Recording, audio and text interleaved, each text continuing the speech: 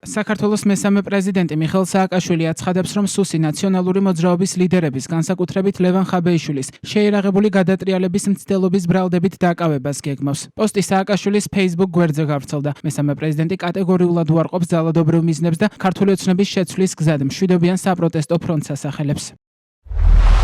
მომივიდა ზუსტი ინფორმაცია. ივანიშვილის მაფიოზური სუსი აპირებს ახალ დიდ პროვოკაციას ნაციონალური მოძრაობის, განსაკუთრებით ლევან ხაბეიშვილის დადანაშაულებას შეიარაღებული გადატრიალების მცდელობაში, ლიდერშიპის დიდი ნაწილის დაპატიმრებას და ბრალის წაყენებას სახელმწიფო გადატრიალებისთვის. ამისთვის გამოიყენებს ფალსიფიკაციის თანამედროვე მეთოდებს. კატეგორიულად ვაცხადებ, რომ მეც და ჩემი თანამებრძოლებიც კატეგორიულად უარყოფთ ყველანაირ ძალადობრივ ქმედებებს. ჩვენი ამოცანაა მაქსიმალურად ფართო საპროტესტო ფრონტის შექმნა და შეტევითი, ოღონდ მშვიდობიანი ქმედებებით ხელისუფლების შეცვლა. ყველა ვინც სხვა რამეს ქადაგებს ან ივანიშვილის მოგზავნილია, ან უბრალოდ პროვოკატორი.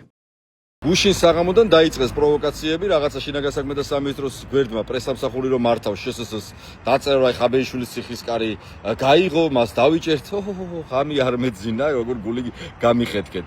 ამასობაში ვნახეთ პრეზიდენტ სააკაშვილის განცხადება რამდენიმე წუთის წინ, რომ სუსი აპირებს პროვოკაციას, რომ აი გადატრიალება, რაღაცა ძალადობრივი ქმედებებით, ასე შემდეგ, აბსოლუტური სიგიჟეები, რაც შეიძლება უხანაშვილი დინარაძე კობახიძის თავში მოვიდეს და მე მინდა საზოგადოებას უთხრა, ჩემი თანამებრძოლების მთავარი იარაღი იყო, არის და იქნება სიტყვა. სიტყვით დაგამარცხებთ, დიახ.